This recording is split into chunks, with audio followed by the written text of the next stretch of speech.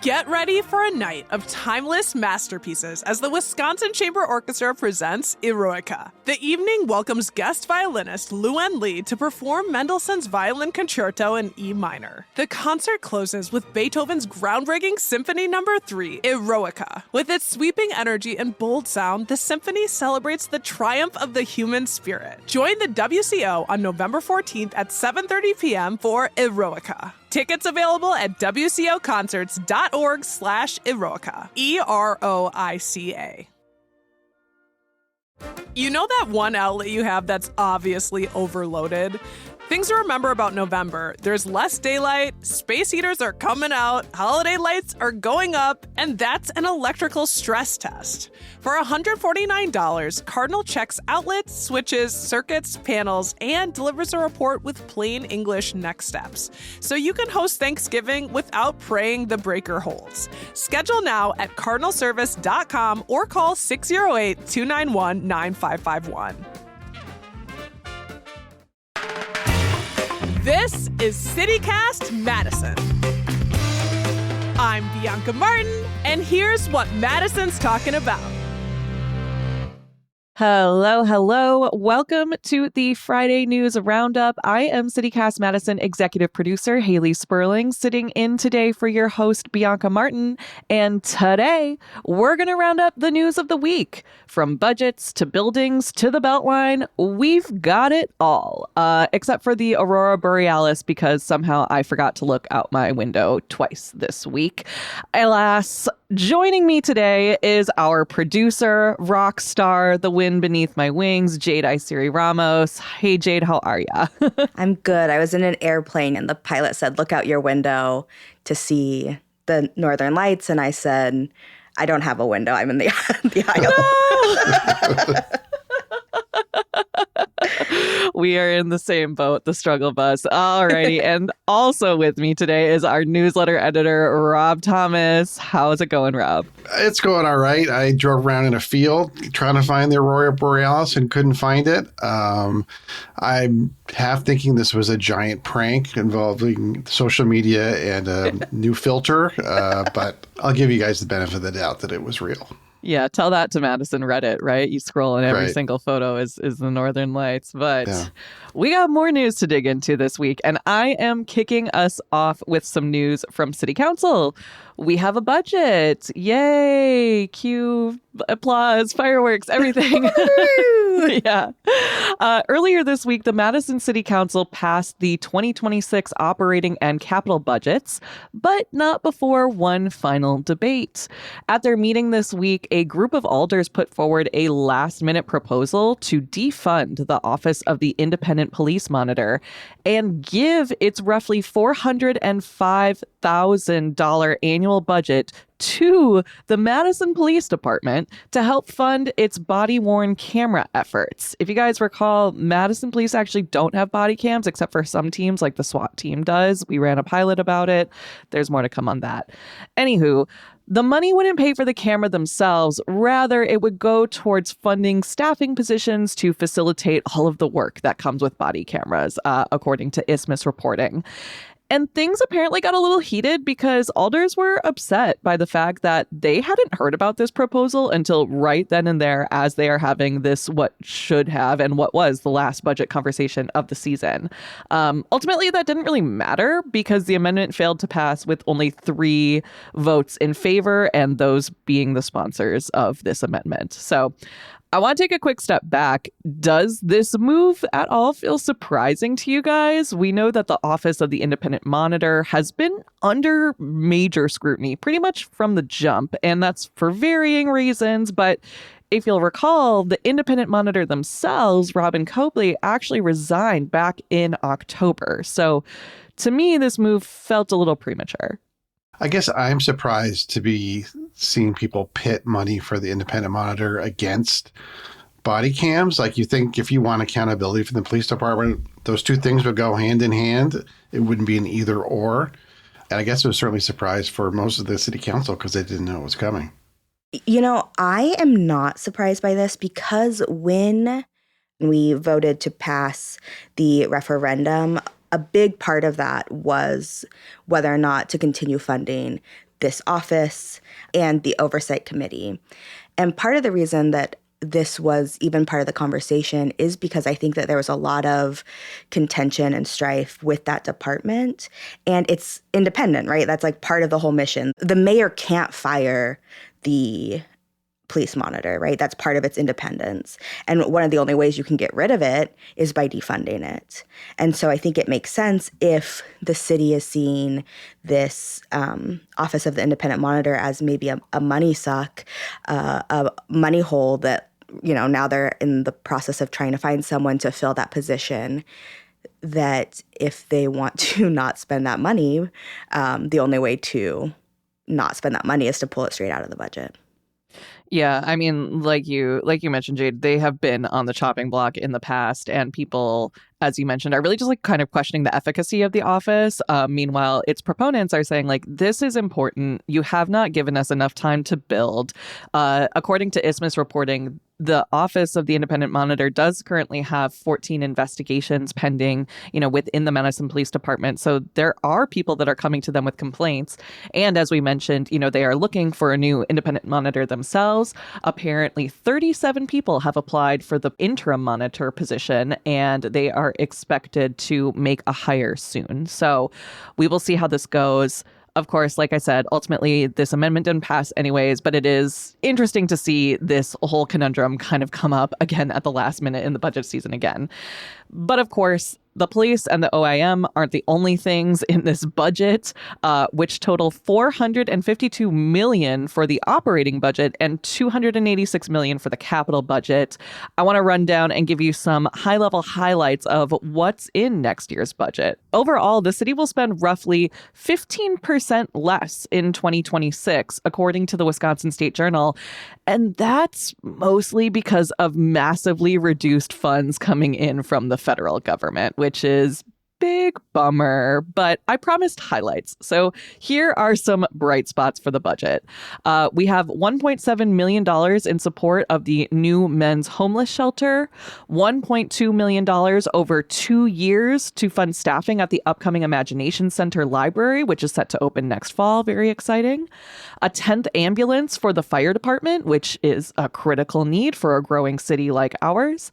And property taxes are set to go up by only about 2.7%, which the mayor has touted as the smallest increase in decades, which is good considering the increase last year was one of the largest, according to the Wisconsin Policy Forum.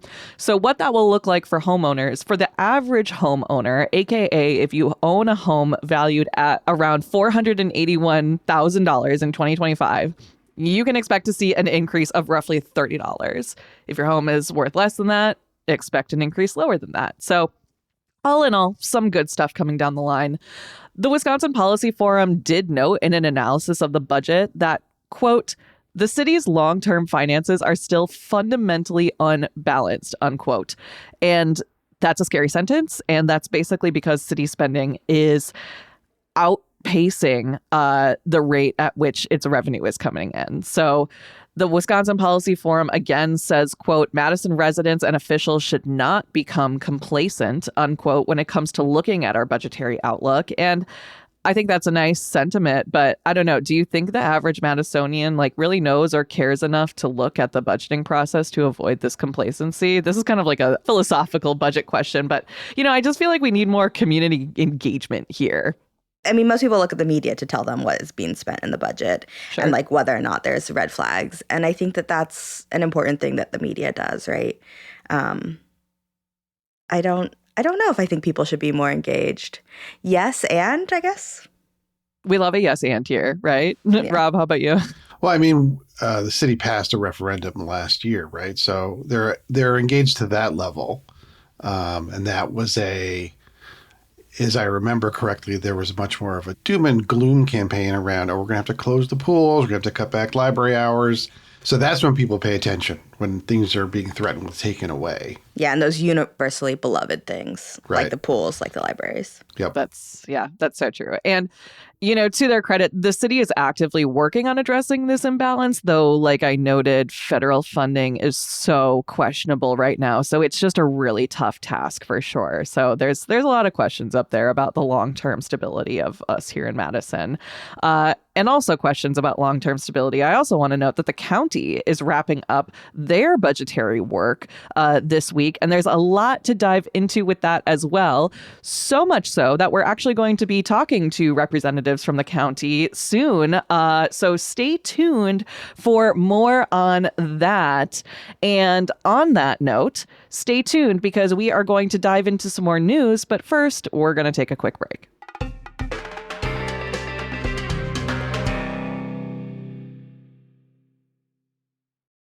Imagine what it would be like to not be able to afford to put a meal on your table this Thanksgiving. Too many of our neighbors don't have to imagine. That's their reality. With rising food prices and cuts to food aid programs, food insecurity is a crisis in Madison. That's why Goodman Community Center runs the annual Thanksgiving Basket Drive. They're giving 4,000 families in our community all the groceries they need to cook a delicious Thanksgiving dinner at home. Everything from gravy, veggies, stuffing, dessert, and of course, the turkey. But they need our help to collect all the food and funds needed to fill all of those 4,000 baskets. If you can afford to do so, go to goodmancenter.org/Thanksgiving and learn how you can help. You can donate food, start a food drive, or donate funds. Together, we can ensure that thousands of our friends and neighbors have a joyful Thanksgiving. When most of us want to learn a new language, it's not because we're dying to memorize grammar tables or ace a quiz. It's because we actually want to speak it out in the real world with real people. And that's what Babbel is great at, getting you there fast. Hey, it's Michael Zibiak, Chief Revenue Officer here at CityCast. My daughter's a senior in high school, and after graduation, we're taking a father-daughter trip to Spain. And right now, my Spanish is, let's just say, very high school level. Shout out to Senior Patty from Syosset High School. You tried. When we're in Spain, I'd love to do more than just ask where the bathroom is. I want to be able to chat with locals, order tapas, and actually connect, not just read the menu and point. So I'm starting with Babbel. It's all about small steps, big wins, and it's super easy to fit into my life. Honestly, with how busy things get here at CityCast, I love that Babbel's bite-sized, 10-minute lessons fit right into my day, between meetings or over my morning coffee.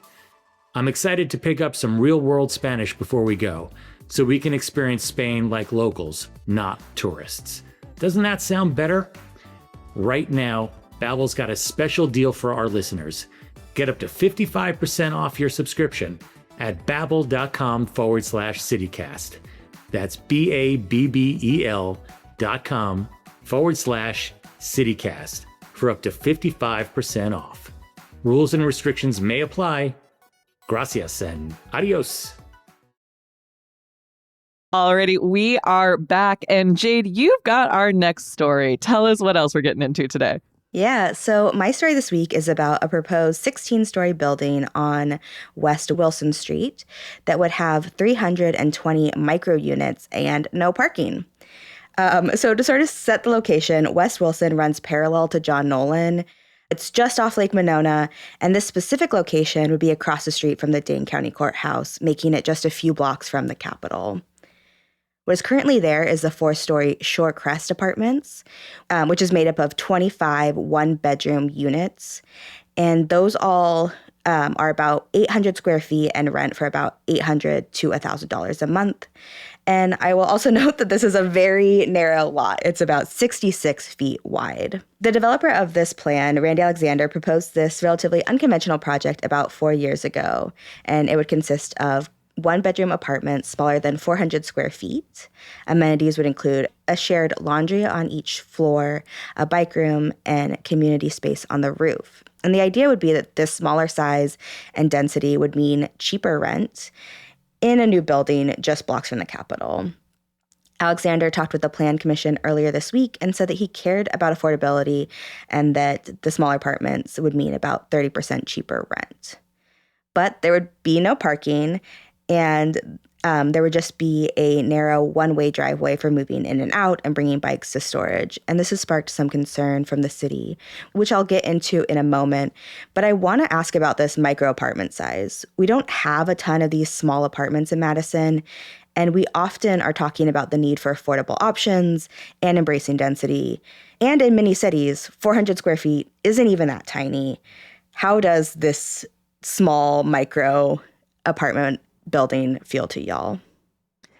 I have conflicting feelings about it because personally, I could not stand to live in 400 square feet. It would be me with 2 cats stacked on top of myself. But that doesn't mean that people can't. And as you know, we've discussed so many times on this show that housing is such a complex issue, and the solutions itself are going to be complex and are going to be wide ranging. So, yeah, like you said, we don't really have anything like this in Madison right now.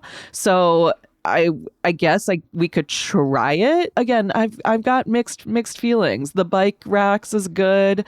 Having affordability, especially in a central location like downtown, is good. There are, obviously issues here with the whole, like, what are delivery trucks going to do on this very narrow, entryway. But yeah, I wouldn't want to count it out right away just because we haven't tried it.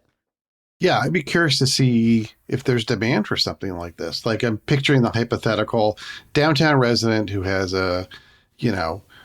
maybe bartends at night and has an office job off the square, rides their bike to and from and takes BRT or something if they have to go farther. I mean, this sounds like a great option, right? But does that person exist? And do they want to live in a micro unit like that? Yeah, I think that's totally the thing, right? Like, you can imagine that there are people who might exist who would want to live there. I will also note that it would be demolishing the Shorecrest apartments, which I was just talking about, which are 25 apartments for most of them sub $1,000 a month. Like, that's an affordable apartment, in my opinion, right? Absolutely. Yeah. Absolutely. Yeah, it would be really sad to see that go, but also, like, I just wish we could just keep stacking them on top, right? Can we make like 16 stories of Shorecrest? Can we make that happen? Yeah. There you go. I will also note that it is right next to a relatively new luxury apartment building, the Adria, where a 700 square foot 1-bedroom apartment is renting for. Hayley, got any guesses? Oh, it's upwards of $2,000. Yeah, exactly that. I'm tapped in on this. It is $2,100 a month. That's wild. Wild. I can't.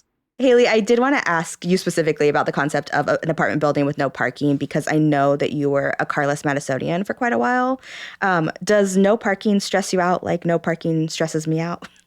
Honestly, like, I love my car now and I really can't imagine going back. But especially when I was, younger and worked downtown, lived downtown, not having a car really did not cross my mind. It was really only an issue when I was trying to go get groceries and I had to coordinate with friends to be like, hey, bestie, like, you going to Woodman's today? Can I tag along? You got space for my groceries too, But also, hey, that's all about building community and having trust with your friends and having trust with your networks. And we should just get into the fact, hey, let's build a grocery store downtown now, right? Something like that. But I think it's so...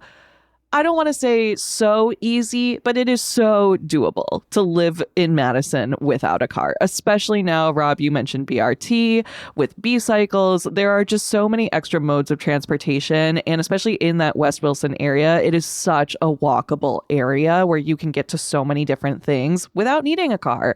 And honestly, like, I think if they had parking here, it would kind of defeat the purpose of the affordable units, because if you add a car, if you add parking into that, guaranteed it's going to be $250 extra a month. So that kind of is just like, all right, here's affordable housing for you and market rate price for your car. Kind of, it's a moot point, right?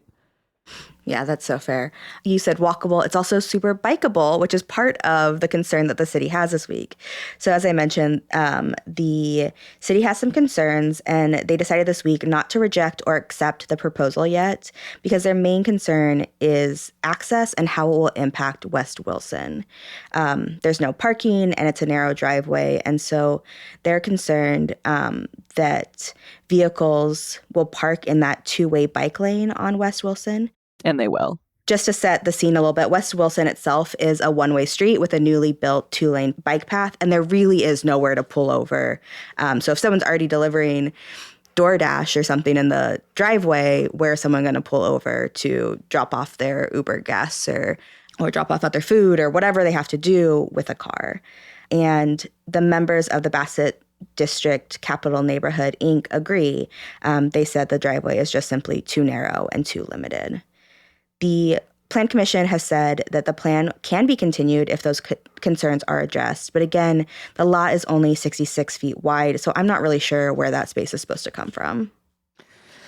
Stuck between a rock and West Wilson narrowness. Interesting. We'll have to see where we go from there. But talking about streets, we've got another story coming up related to our streets. And before we get into that, though, let's take a quick break. Guess what? CityCast has some news. I'm Sean McPherson, the host of CityCast Twin Cities. And I'm Jane Sihu, and I'm the host of CityCast Seattle. Hey, if you have a friend in one of our cities, can you text them for us? Yeah, something, simple like, hey, how's that rash doing? And do you listen to podcasts? Because I have one you're definitely going to like. After that, tell them that CityCast has helped you become more informed, more involved, and more connected to your amazing city. We're going to help that person you know in Seattle who's been trying to make friends. And we're also going to do that for that guy you only kind of knew in college who moved back to the Twin Cities after graduation. Don't we all have that guy? Yeah, and usually that guy is named Todd. So did you text them yet? Jane, let's just wait a minute. We don't want to rush anybody. We'll do a little small talk. How's everything going in Seattle? Beautiful, beautiful. Fall leaves popping. How about Twin Cities? Today, beautiful and sunshiny in St. Paul.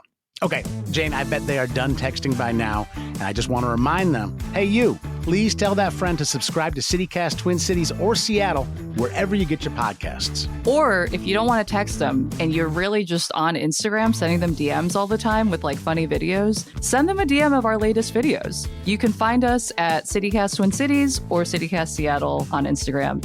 Thanks.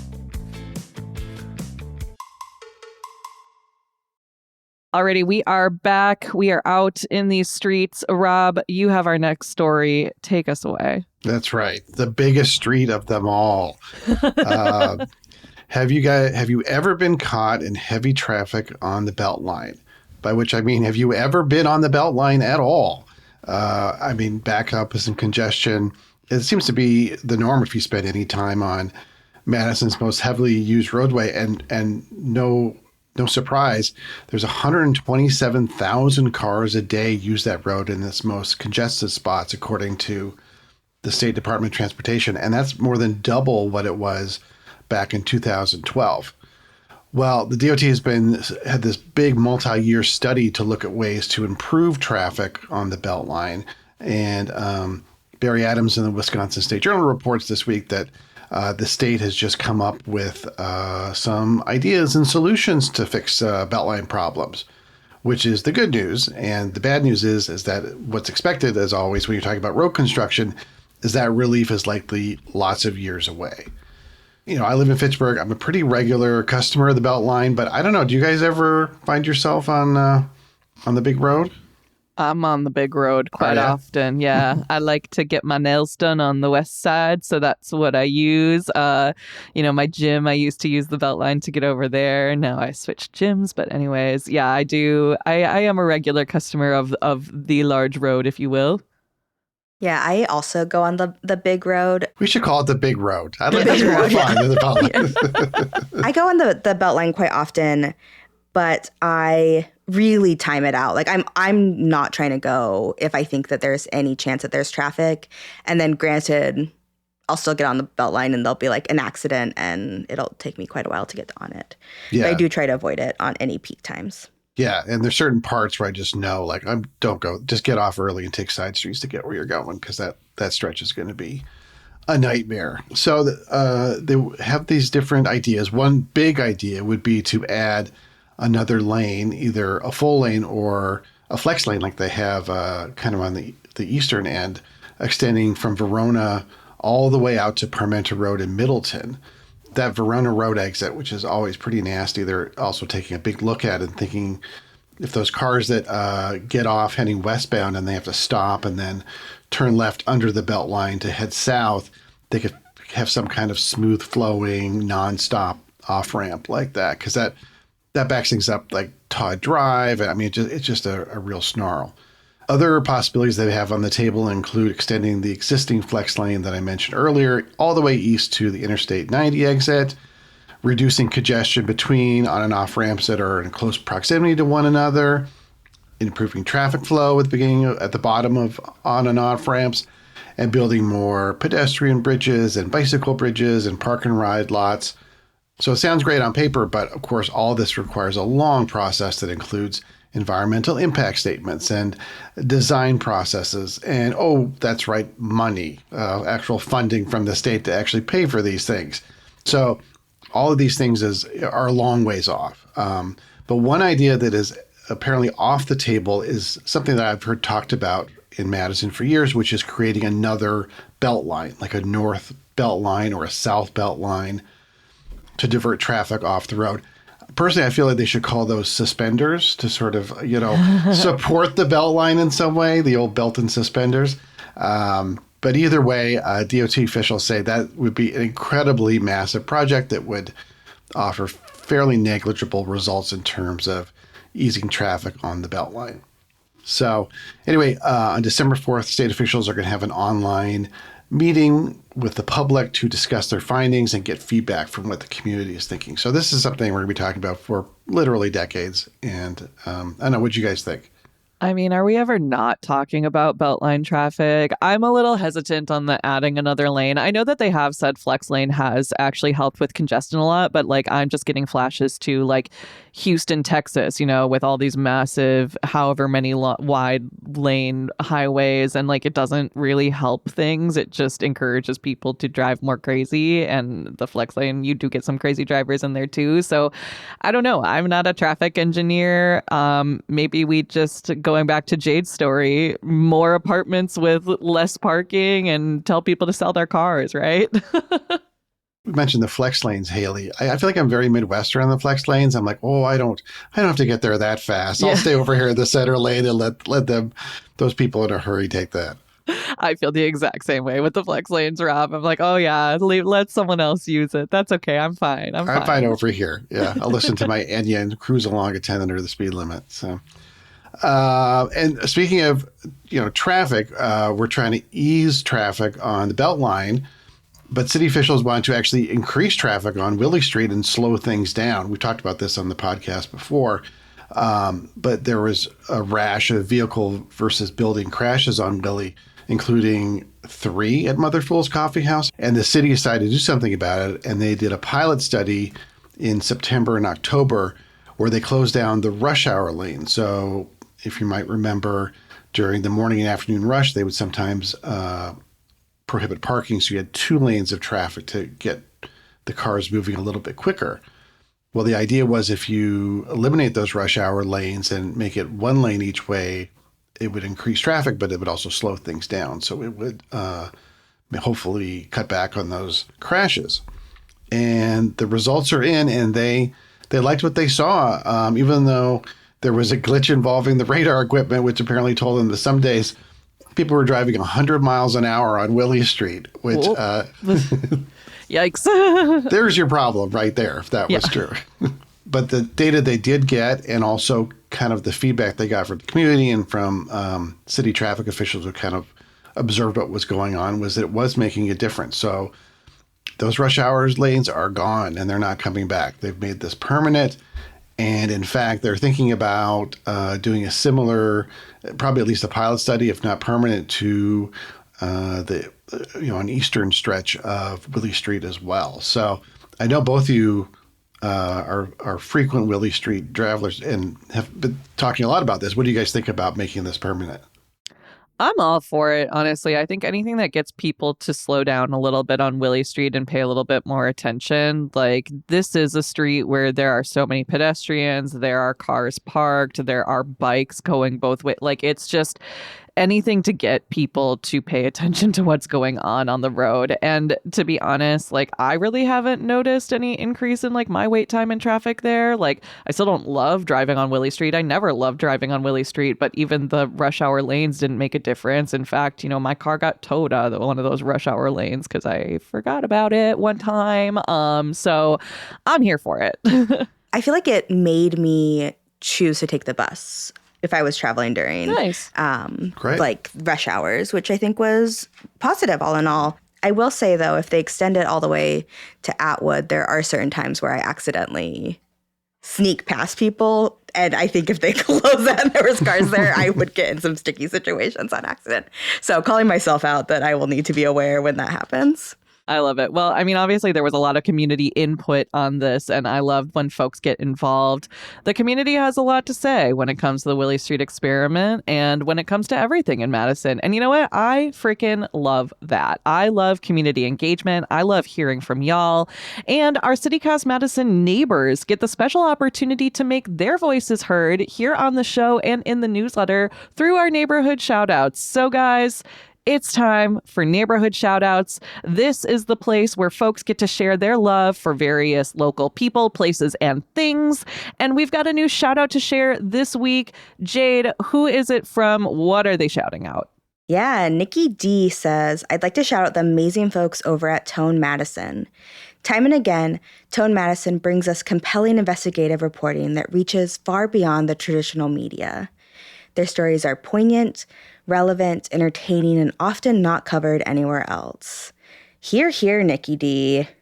Yeah, shout out to Tone. We love local media. I mean, we all know the folks at Tone. They are awesome journalists. And I think it's very true what Nikki said is that Tone is covering spaces and places that are not often covered by traditional media outlets here in Madison. They also do incredible arts coverage. Like their movie writers, I think, are some of the best in town. And yeah, it's a valuable part of Madison media. I love it. I love it. We've had Tone co-founder Scott Gordon on this podcast before.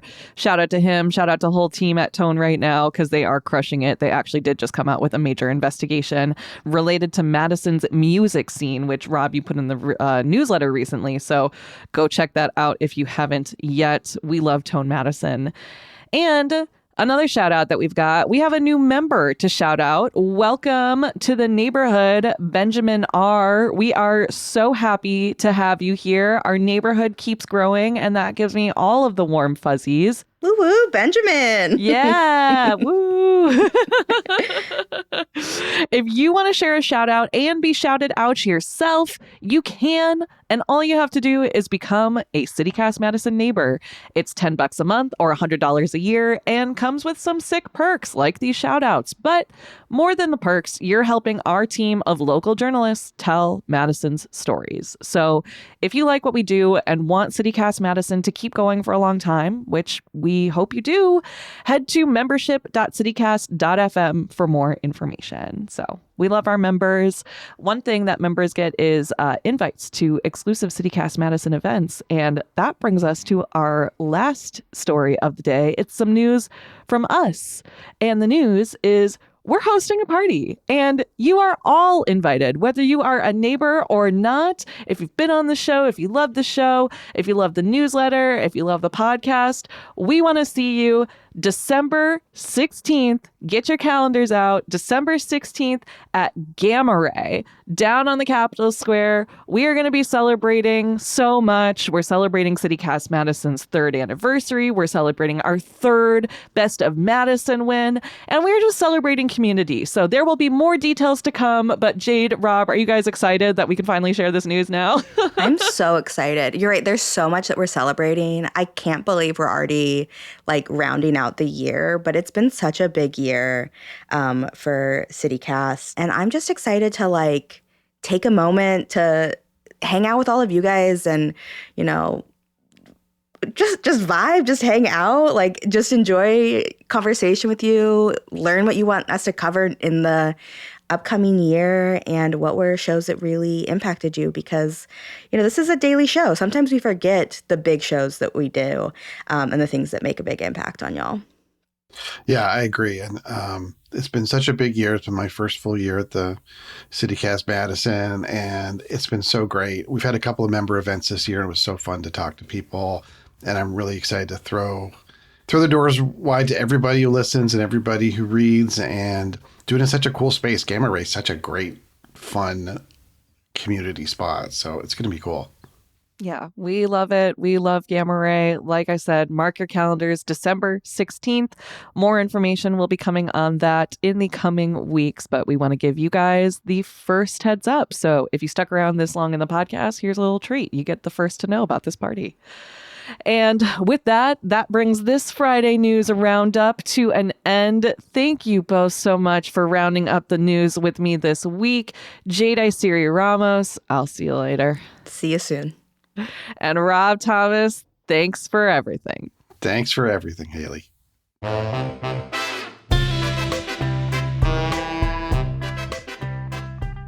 That's all for today here on CityCast Madison. I'm executive producer Hayley Sperling. Bianca Martin is your host. We're produced by Jade Iseri-Ramos and Elizabeth Kama. Our theme music is by Carl Christensen. Additional music this week from Mike Godrew from Triple Scoop Music via Getty Images, and Hip Color and Victor Lundberg, courtesy of Epidemic Sound. Rob Thomas is our newsletter editor. You can get more news delivered right to your inbox by subscribing to Madison Minutes. If you're not subscribed, go do it right now. It takes 2 seconds. And don't forget, you can support this show and get great perks by becoming a CityCast Madison neighbor. Just head to membership.citycast.fm.